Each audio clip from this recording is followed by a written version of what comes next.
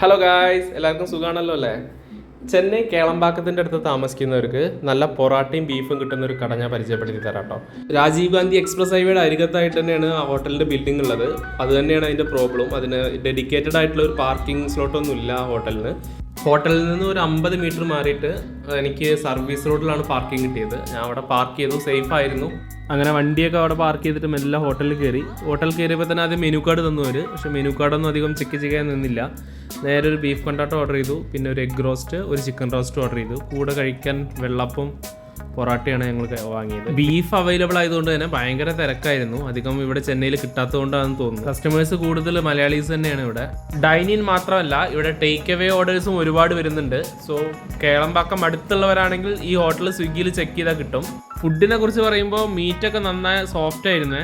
പിന്നെ പൊറോട്ട ആയാലും അതെ, നല്ല ക്രിസ്പി ആയിട്ടുള്ള പൊറോട്ട ആയിരുന്നു. നമ്മുടെ നാട്ടിലൊക്കെ കിട്ടുന്ന മാതിരത്തെ വെള്ളപ്പൂ അതെ, നല്ല ടേസ്റ്റ് ഉണ്ടായിരുന്നു. ചെറിയൊരു ഇളം മധുരമൊക്കെ ആയിട്ട് നന്നായിരുന്നു.